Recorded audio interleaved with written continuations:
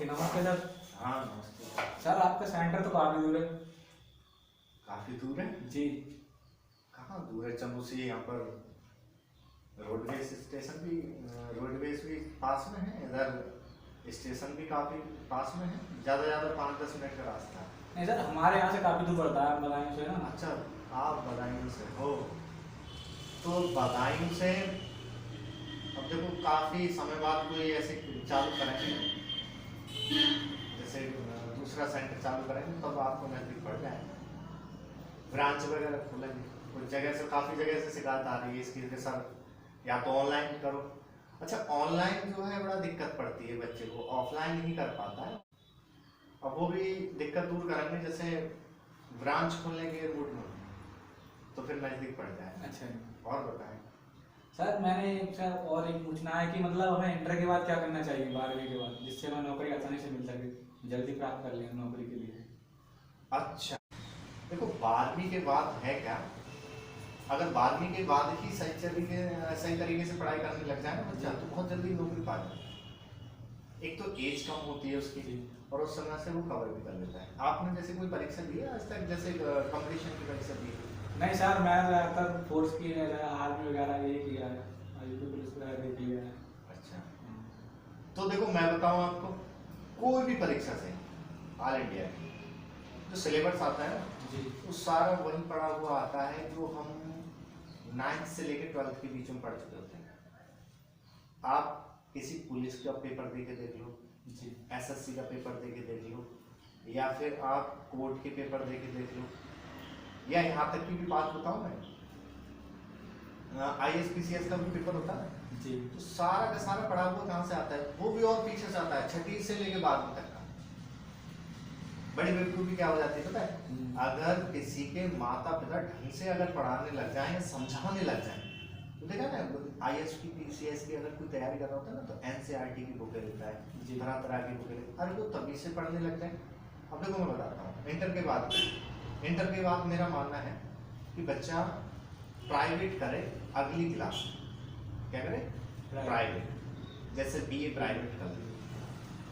वो तरीका बता रहा हूँ मैं आपको, जिससे कि जल्दी से जल्दी जॉब मिली है। यहाँ पर काफ़ी बच्चों ने जॉब ली, वो वाला तरीका। जैसे क्या है, आपने प्राइवेट डाल दिया, आप कोई कंपटीशन की तैयारी करने लग जाओ, उसी बीच एक ITI करने लग जाओ, अच्छी ट्रेड्स है, ठीक है।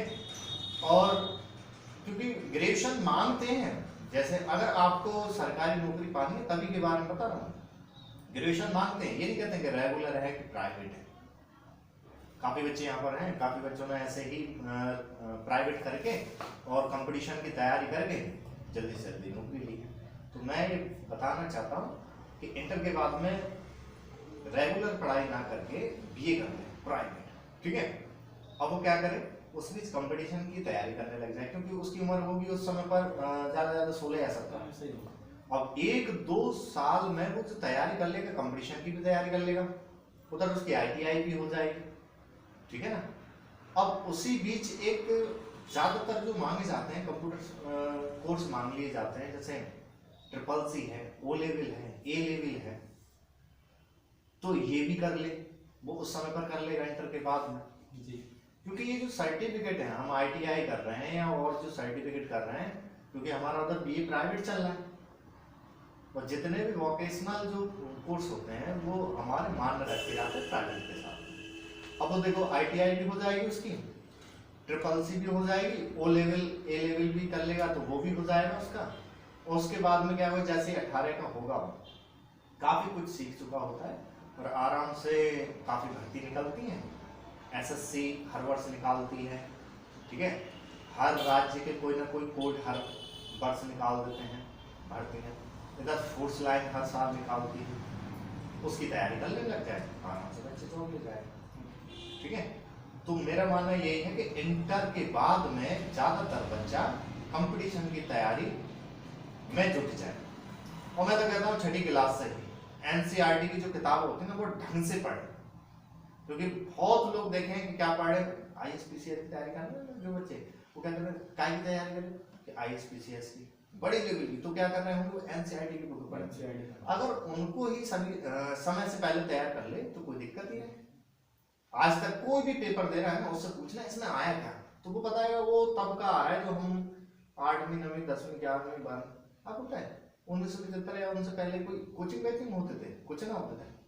क्या करते थे उस समय के मास्टर जो मार मार के पढ़ाते थे, ठीक है, तो वो सिलेबस पक्का याद होता था। अभी जिस साल का कोर्स करते हैं ना वो याद नहीं रहता है, उस समय तो काफी याद होता था। और बच्चे क्या करते थे उस समय के भी ISPCS निकाल के करते थे, कोई कोचिंग सेंटर तो नहीं थे। अब चलन चल गया है क्योंकि वो एक तो स्कूल में भी नहीं पढ़ते, और जिनके पास में जो कोर्स है ना, बहुत से को तो ये नहीं पता होता है कि हमको इंटर में कोर्स कितनी किताबें थी, BA में हमारी कितनी किताबें थी। सबसे ज्यादा बेड़ा गर्क यहाँ पर हो जाता है। इंटर के बाद सीधी कहानी, अगर कोई भूल चूक से अगर किसी ने ना बताया तो इंटर के बाद सीधी कहानी प्राइवेट करे और कंपटीशन में उतर जाए, बच्चा आकर सीखने लग जाए सारी चीजें और ITI करने लग जाए, मेरा मानना ये है। और हर भर्ती में स्टेट की हो गई या सेंटर की हो गई, उसमें क्या करने लग गए वो, सेंट्रल गवर्नमेंट की भी हो गई, उसमें भी क्या करने लग गए एक कंप्यूटर का कोर्स मांगते हैं, या तो O लेवल हो, A लेवल हो या CCC या उसके बराबर ADC PGDC हो, ये मांगने लग जाते हैं। ये बच्चा करे कहाँ और कोर्स फालतू के, बहुत से बच्चे क्या करते हैं फालतू के कोर्सों में लग जाते हैं, पूरा समय जनरल वाला बड़ा मट्टी के पलित हो जाती बच्चे की। और की तो चलो ठीक है, थोड़े वर्ष की छुट्टी वूटी भी मिल जाती है उसके बाद में। बहुत सी जगह तो मैंने ये देखा है कि बच्चा नेका जब तक सोच विचार आए ना तब तक तो बहुत सी भर्तियों से ना ओवर रेट हो जाता है। अगर उसको 12वीं से ही ये चीज बता दी जाए कि करना क्या है, तो बहुत जल्दी जॉब पा लेता है और उसको हर चीज में बैठने का भी अवसर मिल जाता है। मैंने आज तक देखे यहाँ पर सेंटर पर काफी बच्चे आते हैं, तो बहुत से तो ये कहते हैं कि सर हम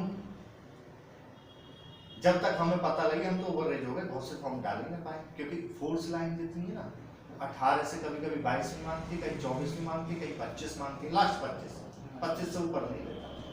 और बहुत से क्या समझ पाते हैं वहां तक आके, तो क्या हो गया तो मेरा मानना है कि भाई इंटर से ही सीख मिले। और ज्यादातर क्या है, इस बात को उस बच्चे के माता पिता भी सोचें कि छठे क्लास में 12वीं क्लास में से ही उनको सीख देने का, सीख दी जाए, चाहे वो गांव के हैं चाहे शहर के हैं, वो कैसे भी अपना टाइम निकाल के कहीं भी कोचिंग सेंटर वालों से मिल के आए जिनके बच्चे पढ़ रहे हैं छठी क्लास से 8वीं क्लास में, तो उनको मारना।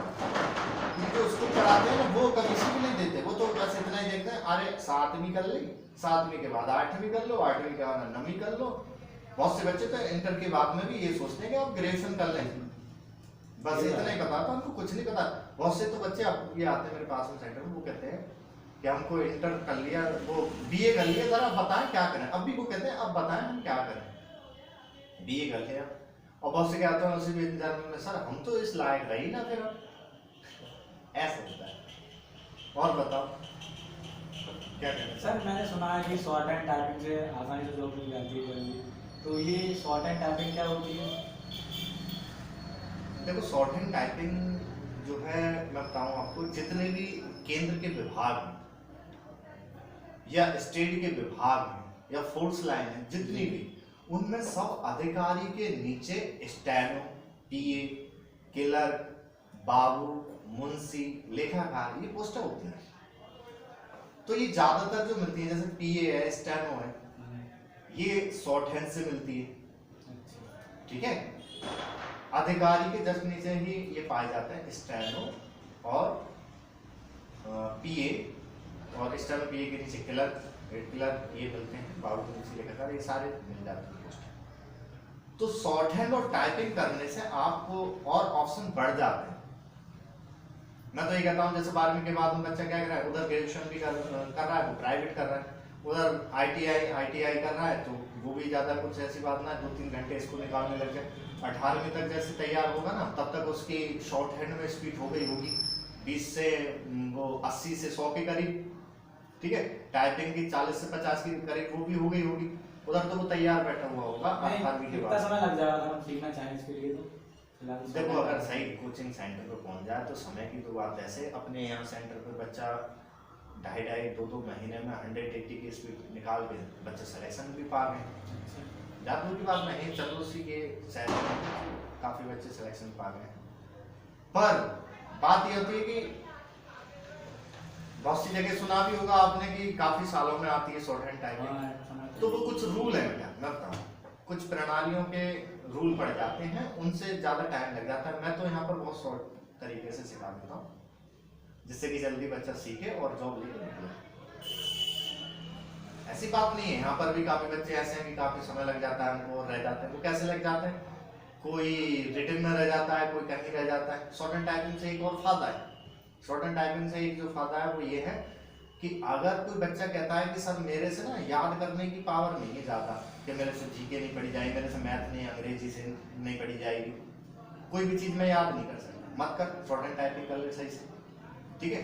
तो उसको खुले अवसर मिल जाते हैं, हाँ, डायरेक्ट भर्ती निकल जाती है। विधानसभा है, ठीक है, कुछ कोर्ट है, जैसे राजस्थान कोर्ट है, वहाँ खुली भर्ती निकाल देता है, ठीक है, वो डायरेक्ट निकाल देगा। आपने फॉर्म डाला, डायरेक्ट लिखित परीक्षा देनी, नहीं कुछ आप डायरेक्ट से, इससे क्या ऑप्शन मिल जाता है। और पहली बात क्या है, आपकी जो तमन्ना होती है कि हमें उस विभाग में जाना चाहिए, तो शॉर्ट हैंड टाइपिंग सीख के आप हर किसी विभाग में पहुंच सकते हैं जल्दी से जल्दी। हाँ, वैसे ये भी नहीं है कि जैसे आप ऑफिसर की भी तैयारी करो, मैं तो कहता हूँ ऑफिसर की तैयारी करो तो नीचे के पेपर निकलने लग जाएंगे और अच्छी खासी पोस्ट निकल लग जाएंगे। सही बात है। मगर इसमें वही है, जीके जीएस पढ़ाना ही पड़ेगा तुम्हें, डाक भर्तियों में नहीं, फिर भी वो चीज करनी है, क्योंकि हमको सबसे ज्यादा तो हमको लिखित परीक्षा से ज्यादा मिलती है परीक्षा जितनी। अब ये भर्ती लगी है ना, जैसे हमको जाना है गृह मंत्रालय, विदेश मंत्रालय, वित्त मंत्रालय, इनमें जाना है, ठीक है। तो इसमें एक एसएससी क्या ऑफिसर के रैंक पे भी निकालती है सीजीएल के थ्रू, और एक निकालती है इन्हीं में ही सारे मंत्रालय और सारे विभागों में स्टेनो की भी जगह निकालती है। तो वो लिखित परीक्षा से ही निकालती है। आप कहते हैं कि सर हम सीबीआई में जाना चाहते हैं, हम आईबी में जाना चाहते हैं, हम गृह मंत्रालय, विदेश मंत्रालय में जाना चाहते हैं, ठीक, हमारी सर इतनी ज्यादा पढ़ाई ना है कि हम सीजीएल वगैरह निकाल दें, ठीक है। तो फिर क्या करो, एसएससी स्टैंड की तैयारी कर लो, उसमें 2 स्टेप हैं, पहले लिखित परीक्षा निकाल लो, फिर उसके बाद में शॉर्ट हैंड निकाल लो, आराम से आपका सिलेक्शन हो जाए। और ये हर वर्ष आती है, और 12वीं के बाद आती है। 18 से 30 आयु मांगते हैं इसमें, पहले 28 मांगते थे, अब बढ़ा दी गई है। तो ये तो हर साल निकालती होगी एसएससी तो? हर साल।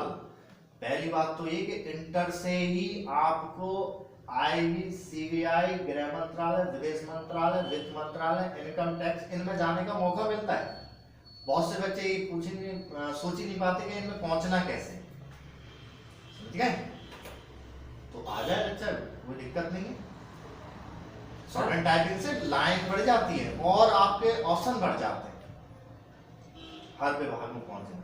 आज तक कोई ऐसा बच्चा यहाँ सेंटर से सारी फील्ड में पहुंच चुके बच्चे, मतलब फील्ड का मतलब समझ रहे हो, सारे विभाग जितने ना, एक भी विभाग ना बच्चा है जिसमें एक आध ही बचे होंगे, मैं बताता हूँ ना। तो हर विभाग में बच्चे पहुंच गए, कोई स्टैनो बन के, कोई क्लर्क बन के, ऐसे पहुंच जाता है शॉर्ट हैंड टाइपिंग से।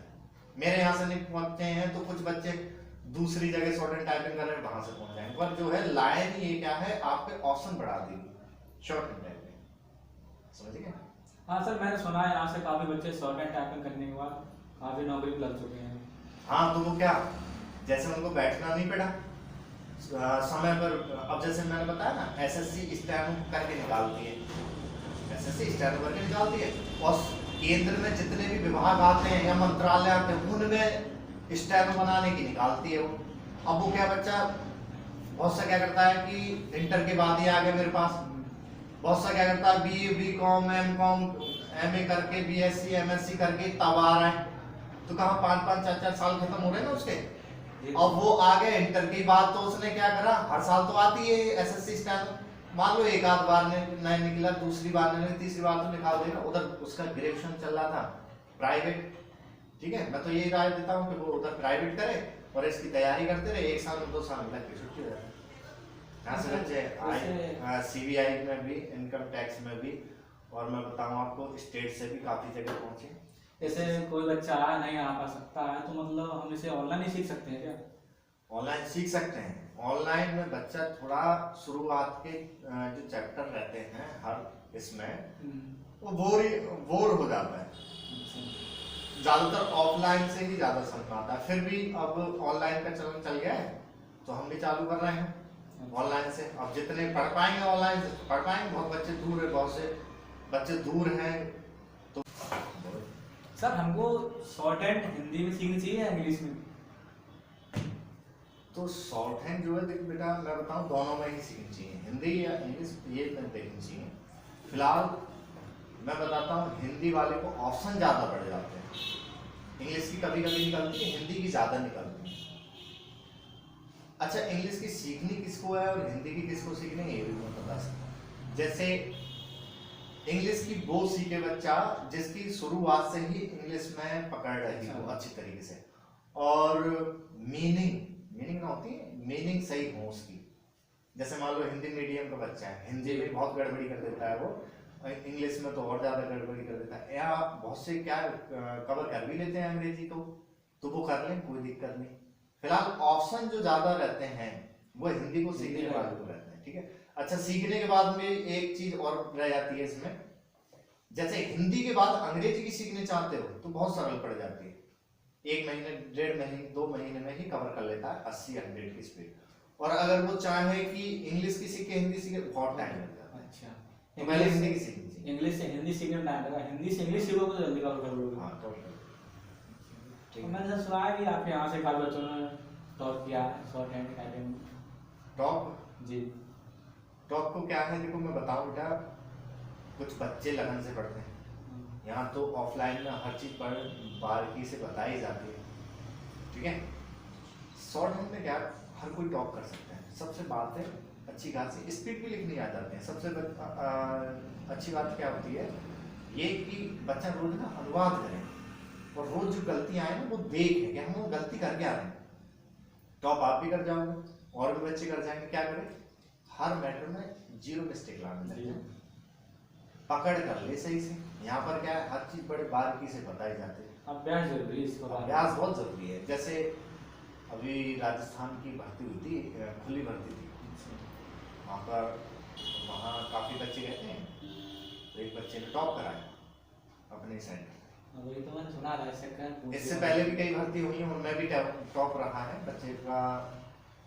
एक ये बिहार से निकला था, एक पेपर था उसमें भी टॉप कराते हैं यहाँ से, और भी कई आए हैं एग्जाम में, ज़्यादा ध्यान नहीं रखता पर टॉप करे हैं काफी। यहाँ ऑफलाइन ज़्यादा चलती है क्लास, और ऑफलाइन में बड़ी बारीकी से पढ़ाई जाती है। जो टॉप करना चाहते हैं ना वो बच्चे शुरुआत से ही अपनी पूरी अच्छी खासी पकड़ बना के चलते हैं। ऑफलाइन में सर हम क्वेश्चन पूछ सकते हैं, नहीं, ऑनलाइन में भी अब मैं जब ऑनलाइन चालू करूंगा तो ऑनलाइन में अच्छी तरीके से भी कराऊंगा, ऐसे नहीं। अब ऑनलाइन की मैं सोच रहा हूँ कि चालू करा दूं, ठीक है। तो ऑनलाइन में सही रहेगा कि काफी दूर दूर से बच्चे आते हैं, उनके कुछ सुविधा मिल जाएगी ऑनलाइन से, तो ये है ना आना जाना का समय बच जाएगा। शॉर्ट हैंड से मैं कहता हूँ अवसर बढ़ते हैं हर उस लाइन में, क्योंकि जैसे क्या होता है, कोई पुलिस की तैयारी कर रहा है तो वो सालों में कभी निकलती है। कोई कहता है कि हम सर लेखपाल या वीडियो की तैयारी करते हैं, वो सालों में कभी निकलती है। और स्टैनो से रिलेटेड, मतलब शॉर्ट हैंड टाइपिंग से रिलेटेड जितनी भी पोस्टें निकलती हैं वो हर वर्ष कोई ना कोई विभाग में निकलते रहते हैं, तो जल्दी ऑप्शन मिल जाते हैं उसको सरकारी नौकरी पाने। अच्छा, जो डर रहता है कि शॉर्ट हैंड आती काफी दिनों में, तो वो कुछ प्रणालियां हैं, उनके रूल्स उनके नियम ऐसे हैं, वो काफी समय लग जाते हैं। कुछ पढ़ाने वाले ऐसे होते हैं कोई बहुत टाइम लगा देते हैं। मैं आपको बता दूं, यहाँ पर वो प्रणालियां वो भी पढ़ा देते हैं जो बच्चे आते हैं, कुछ नियम बना रखे हैं ऐसे। किसी का मान लो टेस्ट है नजदीक, यहाँ पर मैं आपको बताऊं 2.5-3 महीने में बच्चे ने 100 की 80 की स्पीड निकाल के एसएससी में CVI ज्वाइन करवा दिया था।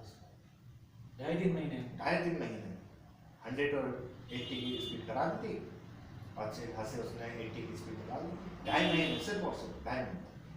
अब उसमें कहोगे कि कौन सी प्रणाली क्या, तो मैंने प्रणाली किसी की नहीं, अपने नियम पढ़ा देते उसको और तैयारी करा। और भी नहीं, बहुत बच्चे ऐसे इमरजेंसी में आते हैं कि सर हमने रीडिंग निकाल दिया, कुछ बच्चे लिखित परीक्षा निकाल लेते हैं, हमको करा पूरे दिन रोक लेते हैं, करो तैयारी, कैसे नहीं होगी। प्रणाली कुछ ऐसी हैं, उनके नियम ज्यादा बड़े बड़े हैं, कुछ उनको तोड़ के मैं पहले क्या करता हूँ, कोई बच्चा जो है शुरुआती है ना, तो उसको तो मैं अपने नियम से ही पढ़ा के चलता हूँ, और जो कोई प्रणाली कहीं से सीख के आ गया है तो उसको उसी में पढ़ाया जाता है। और वो चाहता है कि हम प्रणाली बदलना चाह रहे हैं, हमको वो करना है जो जल्दी आ जाए, मिस्टेक भी कम आए, वो चीज़ तो वो सिखा दिया है। कोई सी प्रणाली का बच्चा आएगा सिखा दिया जाता है, कोई दिक्कत नहीं आती। ठीक है, ठीक है, ओके, ठीक है, ओके, धन्यवाद सर, हमारे यहाँ बीच आए। हाँ, नमस्ते सर।